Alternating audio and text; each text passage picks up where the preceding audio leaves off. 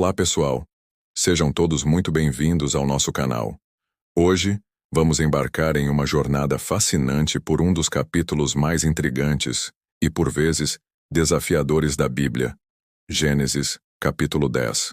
Conhecido como a Tabela das Nações, este capítulo é como um mapa ancestral traçando as origens de todos os povos da terra a partir dos 3 filhos de Noé, Sem, Cão e Jafé.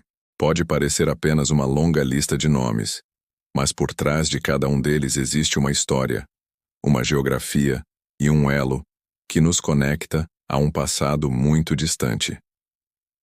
Vamos juntos desvendar os segredos e as histórias por trás dessa incrível genealogia que moldou o mundo como o conhecemos. Peguem suas Bíblias, abram em Gênesis 10 e vamos começar. Logo no primeiro versículo, o texto estabelece o cenário. Estas, pois, são as gerações dos filhos de Noé, Sem, Cão e Jafé, e nasceram-lhes filhos depois do dilúvio. Após a grande inundação, a humanidade recomeça a partir desta única família. É um novo começo para o mundo, e Deus cumpre sua promessa de repovoar a terra. A narrativa então começa com o filho mais velho, Jafé. Os versículos 2 a 5 nos apresentam seus descendentes. Nomes como Gomer, Magog, Javã e Tubal podem soar familiares para quem estuda a história antiga ou profecias bíblicas. Esses povos se espalharam principalmente pelas regiões que hoje conhecemos como Europa e Ásia Menor. O texto diz que, por estes foram repartidas as ilhas dos gentios, indicando uma expansão marítima e terrestre em direção ao norte e oeste, estabelecendo as nações costeiras e do interior. Cada um segundo a sua língua, segundo as suas famílias entre as suas nações. Isso mostra uma diversidade que já começava a surgir.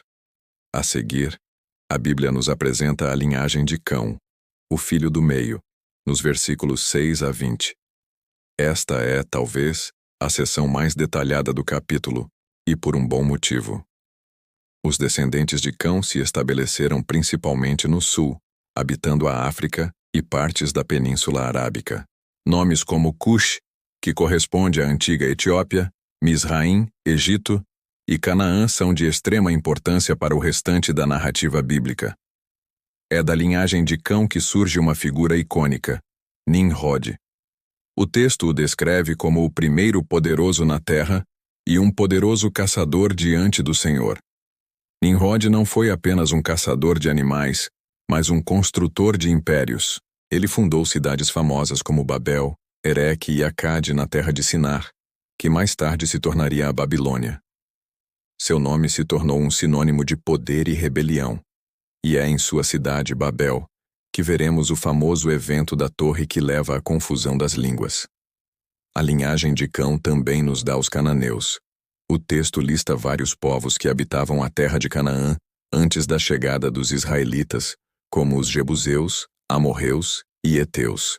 Gênesis 10 descreve as fronteiras de seu território, que se estendia desde Sidom até Gaza, e incluía as infames cidades de Sodoma e Gomorra. Entender a genealogia de Cão é crucial para compreender as futuras interações e conflitos que o povo de Israel enfrentaria ao entrar na Terra Prometida. O Egito, Misraim, seria o local de cativeiro, e os cananeus seriam os habitantes da terra que Deus havia prometido a Abraão e seus descendentes. Vemos como este mapa genealógico estabelece o palco para os grandes dramas da história da redenção. Outro detalhe interessante é a menção de que dos descendentes de Misraim saíram os filisteus, outro povo que se tornaria um adversário constante de Israel. Finalmente chegamos à linhagem de Sem, descrita nos versículos 21 a 31. Sem é apresentado como o pai de todos os filhos de Eber, o que é uma pista importante. Da palavra Eber deriva o termo hebreu. Esta é a linhagem messiânica, a linhagem da promessa, da qual viria Abraão, e muito mais tarde, o próprio Jesus Cristo. Os filhos de Sem se estabeleceram principalmente no Oriente Médio, formando os povos semitas. Nomes como Elão, ancestral dos persas, Assur, assírios, e Arã, arameus ou sírios, são proeminentes na história bíblica e mundial. A genealogia de Sem traça um caminho direto até Éber, e de Éber até Peleg. O nome Peleg significa divisão, e o texto nos diz que, em seus dias, se repartiu a terra. Isso é uma referência direta ao evento da Torre de Babel, que veremos em detalhes no próximo capítulo, Gênesis 11, quando Deus dividiu a humanidade ao confundir as línguas. A linhagem de Sem continua, mostrando como seus descendentes se espalharam pela Península Arábica e outras partes do Oriente.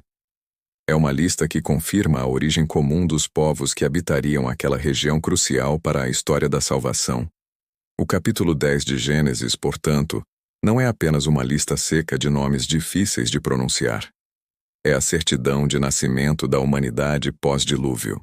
Ele nos mostra um Deus soberano que, a partir de uma única família, orquestrou a formação de todas as nações, tribos, povos e línguas. Ele demonstra que, apesar da diversidade cultural e geográfica, todos nós compartilhamos uma origem comum nos filhos de Noé. O versículo final resume tudo perfeitamente. Estas são as famílias dos filhos de Noé, segundo as suas gerações, nas suas nações, e destes foram divididas as nações na terra depois do dilúvio. O que podemos aprender com a tabela das nações hoje? Primeiro, ela nos lembra da nossa humanidade compartilhada. Em um mundo tão dividido, Gênesis 10 nos ensina que todos viemos da mesma raiz. Segundo, ela mostra a fidelidade de Deus em cumprir suas promessas de preservar e multiplicar a humanidade. Terceiro, ela prepara o terreno para a história da redenção. Ao destacar a linhagem de Sem, a Bíblia começa a focar na família, através da qual o Salvador do mundo viria. Este capítulo é uma ponte essencial entre o evento universal do dilúvio e a chamada específica de Abraão. Ele nos dá o quem e o onde das nações, preparando-nos para entender o porquê das ações de Deus na história. É um testemunho do controle soberano de Deus sobre a história humana, desde o seu início. Espero que esta análise tenha aberto seus olhos para a riqueza e a profundidade escondidas em Gênesis capítulo 10. Ele é um lembrete poderoso de que cada nome na Bíblia tem um propósito, e cada detalhe contribui para a grande e maravilhosa história do plano de Deus para a humanidade. Muito obrigado por terem assistido e por mergulharem conosco neste estudo.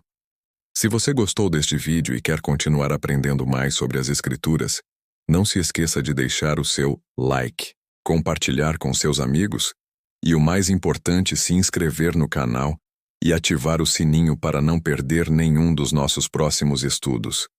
Deixe nos comentários o que você achou mais interessante neste capítulo. Que Deus abençoe a todos e até a próxima.